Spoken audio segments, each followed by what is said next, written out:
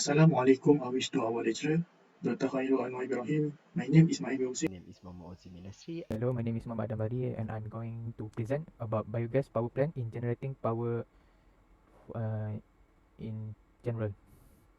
Firstly, what is biogas? It is a renewable energy source from organic matter such as agriculture waste, food waste or sewage that being processed to harvest gas for combustion, combustible gas such as methane or carbon dioxide. It is different than hydrocarbon fuel base in terms of how to harvest and how to harvest the gas needed to generate the power plant. Theoretically, biogas can be converted directly into electricity by using fuel cell, but conversion of biogas to electric power by generator set is much more practical. Uh, by using fuel cell, it can be a bit pricey and difficult to harvest the power. So usually we use generator set to harvest it. Okay, how does it work? Biogas is, as we know, biogas is a gas resulting from anaerobic digestion process, and it can be converted into combustible gas such as methane and carbon dioxide from agriculture industry. It can be used similar to a natural gas, but it needs some minor modification in terms of fuel mixture. High methane content therefore is desirable. This is the working of power plant. First, the organic waste are fermented in digester, which is this structure. Secondly, the methane are collected and processed for the end user. As a result of the fermentation of the organic waste, it results in methane gas and carbon dioxide, and then it been pumped into gas to make cooking gas for user, or to be channeled into CHP, or as we know, combined heat and power station to generate heat and also power, electrical power. Okay, next is regulation, industrial codes and standards of WHS regulation in Australia. First off, regulation number 43, duty to prepare, maintain and implement emergency plan. Personnel must ensure an emergency plan for workplace that includes evacuation plan, medical treatment and assistance for casualty. Next, regulation 361, which is emergency plans. Personnel give a copy of the emergency plan to the primary emergency service so that the emergency service can make plans for if some major incident happen at that facility. Regulation 559, review of risk management. Review risk management, need to review new major hazard. As we know, in time, the facility grows and adding more equipment to the facility, so there can be more new major hazards that need to be assessed and need to be managed. Next, regulation number 572, information for local community in general. To inform the local regarding the facility operation and hazard in generating the it. Next, 573, information for local community major incident.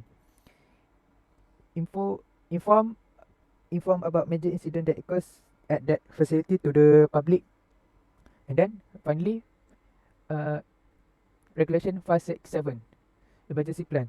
Operator must immediately implement the emergency plan if incident there is a major incident in operation of major hazard facility, or an event occurs that can lead to major incidents happen. Thank you. My name is Ma'ib Hussein. I want to explain the working principle and process in biogas. In this process, we divide into the 3 stages. So the first stage, biogas is crushed into smaller pieces and clarified to prepare it for more the anaerobic digest process. Renewable resource such as corn, beans or grass serve as feed both for animals such as cow and pigs, as well as for the microorganism in the biogas plant. Manure and dung are also fed into the biogas plant. So the second stage, microbes need warm condition, so the biowaste is heated to around 37 degrees Celsius. The substrate is decomposed by the microorganism under excretion of light and oxygen. The final product of this fermentation process is biogas with methane as the main ingredient. Once the substrate has been fermented, it is transported to the fermentation distribution and storage tank and can be retrieved from there for further utilization. The actual biogas production takes place through anaerobic digestion in large tanks for about 3 weeks. The residues can be utilized as high quality fertilizer. The advantage: biogas manure has a lower viscosity and therefore penetrates into the ground more quickly. Furthermore, the fermentation residue quick often has a higher fertilizer value and is less intense to the olfactory sense. So we go to this. Biogas generated is stored in the roof of the tank and from there it combined heat and power plant (CHP) to generate electricity and heat. In the final stage, the gas is purified by removing impurities and carbon dioxide. After this, the biogas is ready for use by enterprise and consumer. For example, in a liquefied from or following injection into the gas pipeline network. That's all. Thank you. My name is Muhammad Ozin Yasri. I will continue about the advantages biogas power generation plant. Firstly, it's a renewable source of energy. Organic materials are derived from plants, animals, and humans. Raw materials can be reproduced, making biogas a green energy source. It also lessens the energy impact at improper waste disposal. Secondly, utilization of waste. Instead of letting the waste rot in landfills, it is more advantageous to utilize and turn them into biogas. And environmental hazard is reduced due to lesser methane, carbon dioxide, and other greenhouse gases produced. Waste are turned into energy to utilize for electricity, heating, cooking, and as fertilizer. Thirdly, produce a circular economy. Animal manure, food waste, wastewater, and crop residue are waste produced by humans and animals.